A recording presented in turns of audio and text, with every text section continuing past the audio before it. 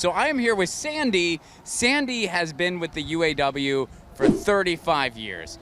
So we have a veteran worker here, and she knows the insides and outs on protocol when you are trying to block scab vehicles from entering, when workers are trying to block scab vehicles from entering. So Sandy, just fill us in on all that. Okay, whenever you're out here striking, you have to egress and ingress. You have to let them in, you have to let them out. Anything over 3 to 5 minutes, depending on the city, the township, under the Michigan law, from what I understand, they can demand payment on a ticket immediately. If the police are called, the police give you a ticket, you have to pay it or go to jail. It's a $250 ticket. And that's about it. I mean, so just don't block them. Let them yell at them, scream at them, but don't block them. Let them in slowly. And from what I understand, these are non-union truckers, right? Because the Teamsters said that they would not cross our strike lane. These guys like Universal Transport, those guys are non-union. Lavelle's non-union. You have to let them through. You have to let the scabs through that are trying to do your job. Even though it's sickening, you have to do it and just let them go through, but scream and yell at them the whole time you're doing it.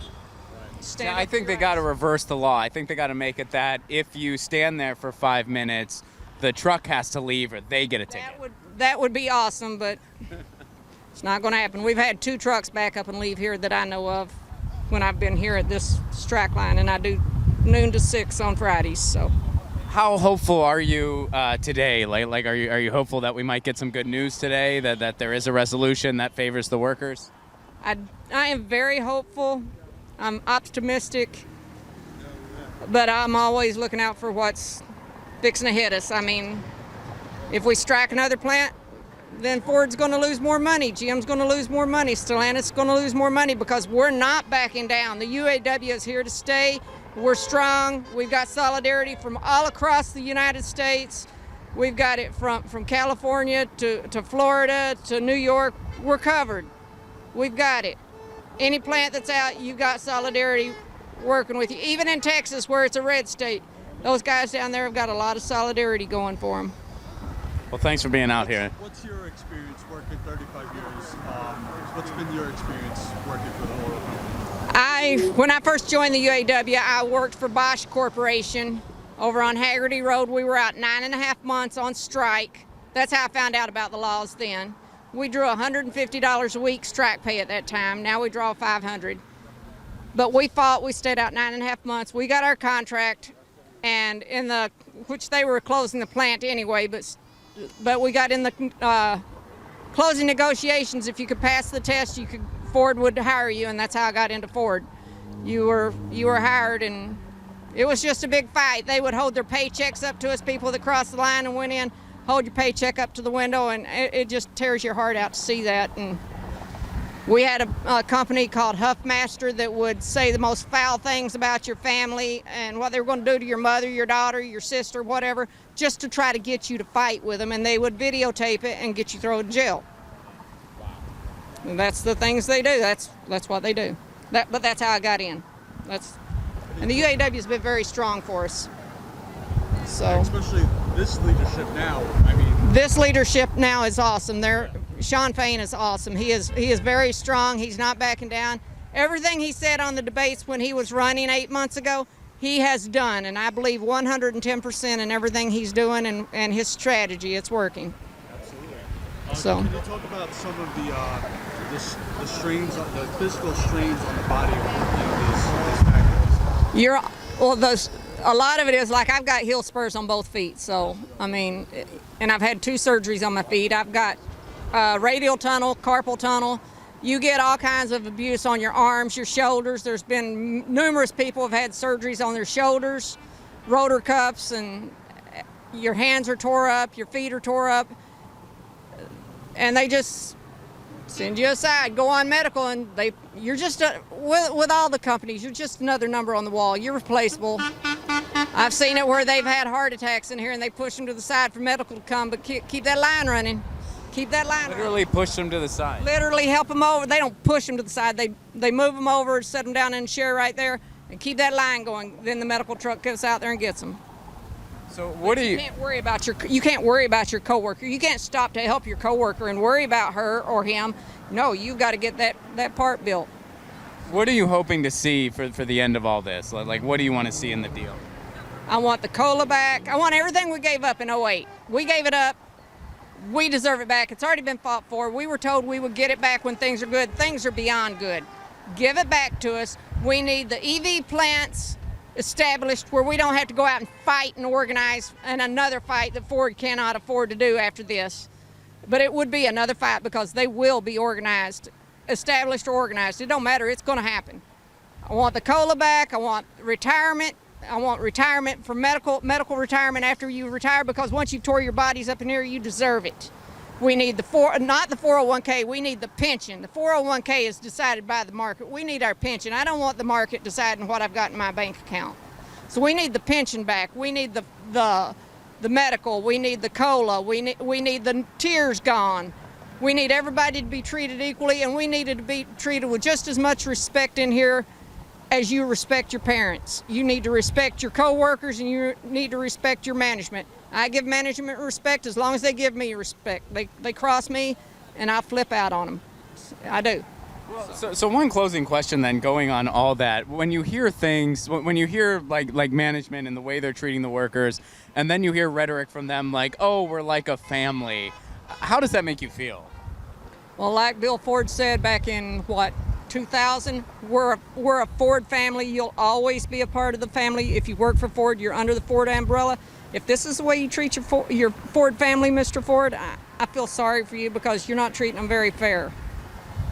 I mean, everybody deserves respect. Everybody deserves to live and be comfortable and not have to worry about your next check coming from, or if you're going to be able to pay the electric bill or your house payment. Do I get my medicine this month, or do I pay my house payment? I mean, my medicine alone is like $700 a month. That's with my co-pays on the medicine. The insurance, that's with my insurance. So I myself take a lot of medicine, and I've got to decide, if I don't work overtime, then I got to do this. I mean, you got to do what you got to do. Well, thanks for talking to us, and solidarity. Cheers. Thank you. What's up, everybody? Ron Placone here, reporting for Status Coup. It is shortly before the live stream is about to happen. I'm here with Strike Captain Steven and Howard. And Steven, first of all, that is a really cool jersey. I got compliments on the jersey. It's hockey preseason. How are the Red Wings looking? Pretty good. Very, very young, so that means there's a lot of room for improvement. So I can't wait to see it. Honestly, I'm excited. Fantastic. So let's talk about what's going on today. I know you may have seen. Apparently, they're going to be floating a deal out there to GM and Ford. First of all, how optimistic are you that there might be a deal, and also, like, what would you like to see in it? I'm very, I kind of feel like Ford's kind of on the very close end on making a deal in comparison to the other two. Why is that? I mean, just because of just what we're asking. Our national negotiators are very strong. They're very firm on what they want, and they listen to us. That's the most important. That I always see them around. They're always asking, and it's awesome.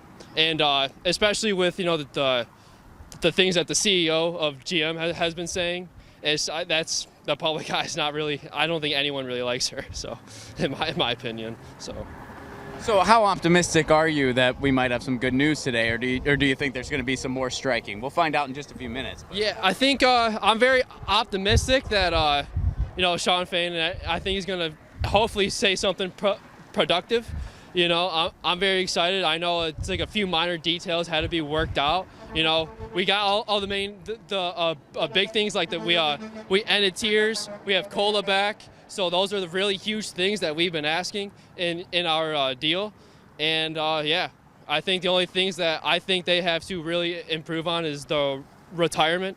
Hopefully get like a pension or 401k, because everything with the world now is just getting more and more expensive. And that's what we need, especially these people that have been, working here for 25, 28 years. They need something to lean back on, so. Yeah. So there's been a lot of solidarity honks. Has that been the case throughout? Yes, it has. That is encouraging to see. That really is encouraging to see. So how long have you been with the UAW? I've been working here for about 2 years. 2 years on the final line. So one of the things, we got an email from one of our members last night actually, and they described situations where lines are understaffed, where they have people in management working lines because they're just not staffed sufficiently. Have you experienced anything like that, or what has your overall experience been working here?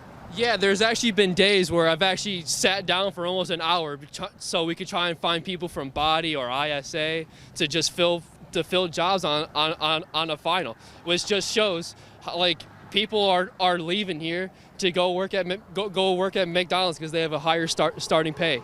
They have, you know, or anywhere, like go like fast food chains, restaurants, you know, they make $500 a day in tips while we barely make shit. We're, you know, there's people that I work with that are paycheck to paycheck at a Ford Big 3 job, which is embarrassing. So what's the biggest thing you want the public to take away from all of this? First of all, I think, you know, big laborers like the Big 3 should, you know, deserve high compensation for what they do.